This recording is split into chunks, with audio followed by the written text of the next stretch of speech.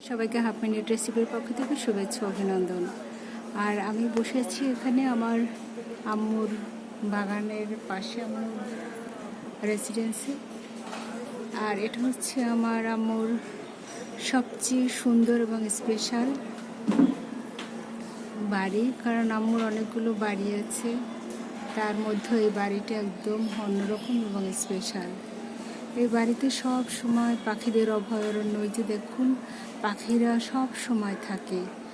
কত হেলদি একটা বক এসেছে, এই যে বক তো সব সময় থাকে। আর বিভিন্ন ধরনের পাখি আসার কারণে এখানে অনেক দস্যু প্রকৃতির মানুষ আসছে, যারা আম্মুর বাগানের ফলমূল চুরি করে নিয়েছে এবং পাখিদের বাসা ভেঙে ফেলে, পাখিদের খাবার দাবার খেয়ে ফেলে। যেমন আমরা আসলে এই বাগান থেকে তেমন ফলমূল হারভেস্ট করি না, পাখিদের জন্যই রেখে দেই, কারণ প্রচুর পরিমাণে পাখি আসে। কারণ পাখিরা তো আবার রান্নাবান্না করতে পারে না, যার কারণে এখানে আমাদের তেমন ফলমূল পারতে হয় না, আর পারিও না। মাঝে মাঝে কখনো পারি। আর এখানে অসংখ্য বাড়ি আছে, চারপাশে অনেক বড় বড় বিল্ডিং, আর বিল্ডিংয়ের মাঝখানে হচ্ছে ছোট্ট একটা বাগান। সে বাগানে প্রচুর পরিমাণে পাখি আসে, পাখিদের সাথে কথা বলি, গাছের সাথে কথা বলি। কারণ পাখিদের সাথে কথা বললে, গাছের সাথে কথা বললে আসলে কোনো শত্রু নেই, বই পড়লে কোনো শত্রু নেই। মনের ইচ্ছে মতো বইতে তো সব ধরনের হাসি খুশি, তারপরে সুখ দুঃখ সব কিছু বই থেকে উপভোগ করা যায়। যাই হোক, এটা হচ্ছে সেই আম্মুর একদম খুব শখের বাগান। আম্মু এই বাগানে লাগানে এমন কোনো জিনিস নেই। তো আর এই বাগানটা হচ্ছে একদম দক্ষিণে বাগান। দক্ষিণে বাতাসে যখন একদম শরীর স্পর্শ করে মনে হচ্ছে যেন আম্মু ধরে আছে, এতটা ভালো লাগে। প্রচুর পরিমাণে পাখি আসে, কারণ এই যে লোকালয়, এর মধ্যে অনেক পাখি দেখতে পাবো কোনোদিন ভাবিনি। আর আমি পাখি বাড়ি খুব পছন্দ করি। সিলেটে আমার ছোটো বোনের বাড়িতে বেড়াতে গিয়েছিলাম, তখন পাখি বাড়ি গিয়েছিলাম। তো পাখি বাড়ি দেখে আমি এতটা খুশি হয়েছি যে আল্লাহ, আমার যদি একটা পাখি বাড়ি থাকতো। পরে আল্লাহ রহমতে এই যে শহরের ভিতর বড় বড় বিল্ডিংয়ের ভিতর যে এখনও অসংখ্য পাখি আসে, নাম না জানা পাখি দেখি। ঘুম থেকে উঠে পাখি দেখি, আবার পরন্ত বিকাল পর্যন্ত পাখি দেখতে পাই। আবার সন্ধ্যা হলে একদম শুনশান নীরবতা, পাখিদের কোনো আওয়াজ শুনতে পাওয়া যায় না। প্রচুর পরিমাণে পাখি আসে, পাখির বাসা আছে। কিন্তু কিছু লম্পট কুলঙ্গার মানুষ এই গাছের ডাল ভেঙে ফল নিয়ে যায়, তারপরে পাখিদের বাসা ভেঙে ফেলে। দেখুন, ভালো লাগে না? শহরের ভিতরে কত সুন্দর একদম লোকালয়ের ভিতরে পাখিরা এ গাছ থেকে ও গাছে লাফালাফি করে, ফলমূল খায়। এটা প্রচুর পরিমাণে আম আসে, আর থোকায় থোকায় আম দেখে ভীষণ ভালো লাগে। বিভিন্ন প্রজাতির পাখি, এই যে আবার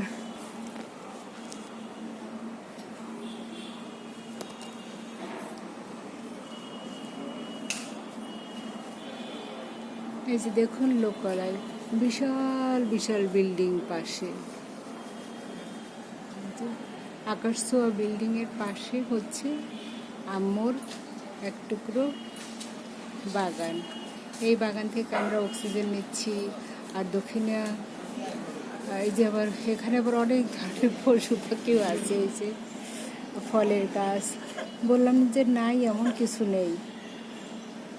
প্রচুর পরিমাণে পেঁপে আসে, আর এটা হচ্ছে রেড লেডি পেঁপে। আবার প্রচুর পরিমাণে এই যে, আর এখানে এই যে জ্যৈষ্ঠ জাম আছে, এখনও আসেনি, আর কিছুদিন পর হয়তো পাকবে। বৃষ্টি হওয়ার কারণে একদম সব ফলগুলো একদম ডাসা ডাসা হয়ে গেছে। কলা গাছ আছে, এই যে আবার ওই যে পাখি এসে গেছে, আপনাদের দেখাচ্ছি।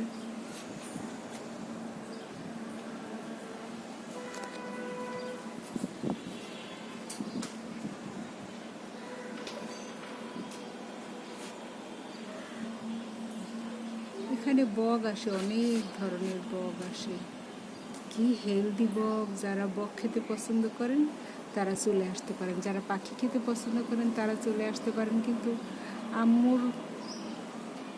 আম্মু একজন মহৎ প্রাণ মানুষ। সে শুধু মানুষের বসবাসের জন্য শুধু বাড়ি করেনি, এবং সে প্রাণীদের কথা ভেবেও কি সুন্দর এই বাগান রেখেছে। যেমন 1,00,000 টাকার বাগান খাইলেও 1.5 টাকার ছাগলে, একটা গান আছে না, সেই গানের মতো। প্রচুর পরিমাণে পাখি, ভীষণ ভীষণ ভালো লাগে। আর এখানে এই যে পাখি দেখতে পাচ্ছি, কি সুন্দর হাঁটাহাঁটি করছে, খাবার খাচ্ছে, দেখতে ভালোই লাগে। এই জন্য বাগান থেকে কোনো ফল হারভেস্ট করা হয় না, ভীষণ ভালো লাগে।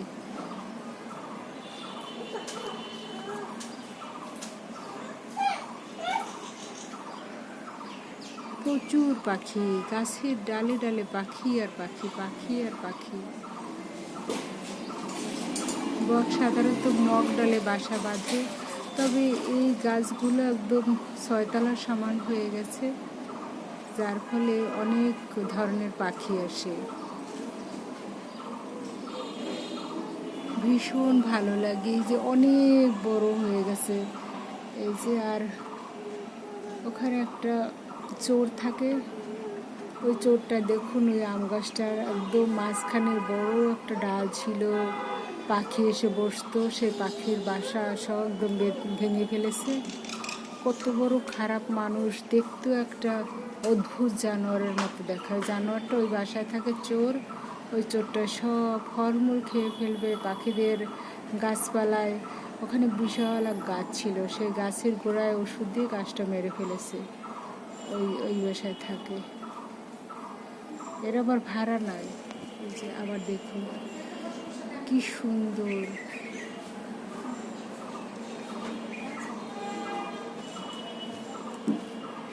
পাখি আর পাখি, যেদিকে তাকাই পাখি, পাখির শব্দ, পাখির গান, ভীষণ ভালো লাগে। পাখি বেরি পছন্দ করি, আল্লাহ পাখি বেরি দিয়েছেন।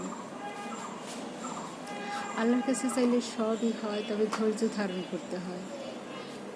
দেখুন ডাল থেকে ও ডালে খালি লাফালাফি করতেছে, একদম কাছে এসে যখন পাখির এরকম করে খুব ভালো লাগে।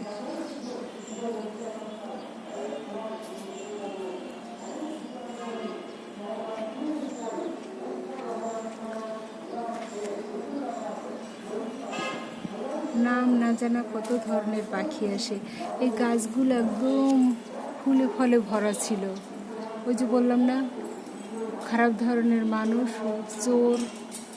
চোর বাটপারে তো পৃথিবীটা ভরে গেছে। তবে অবশ্যই ভালো মানুষ আছে, যারা এখনও পশু পাখি পছন্দ করেন, তাদের ভালোবাসেন, তাদের আশ্রয়স্থল তৈরি করে দেন।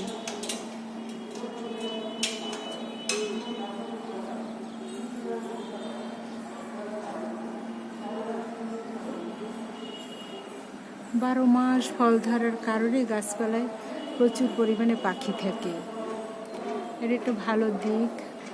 আর আরেকটা কারণ হচ্ছে যে আসলে আমরা ফল পাড়তে পারি না, বাগান একদম ঝোপ জঙ্গল হয়ে গেছে।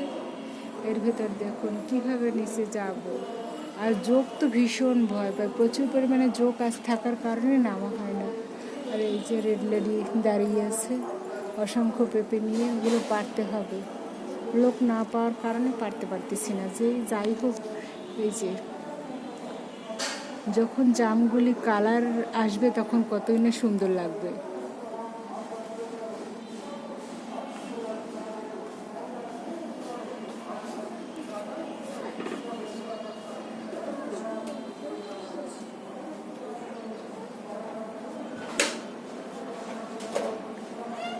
থোকায় থোকায় আম ধরে আছে। আর প্রতিদিন অসংখ্য অসংখ্য পাখি আসে, সাথে চোর বাটপার কত কিছু দেখি। অনেক পাহারা দিয়ে রাখতে হয়, একটু কোথাও যেতে পারি না, কারণ পাখির একটু পাকলে খাবে, ওরা তো আবার রান্নাবান্না করতে পারে না। সবাই ভালো থাকবেন, সুস্থ থাকবেন, বাগান করবেন, মা বাবার প্রতি যত্নশীল হবেন, সংসারের প্রতি যত্নশীল হবেন। সবার জন্য রইল দোয়া। আল্লাহ হাফিজ।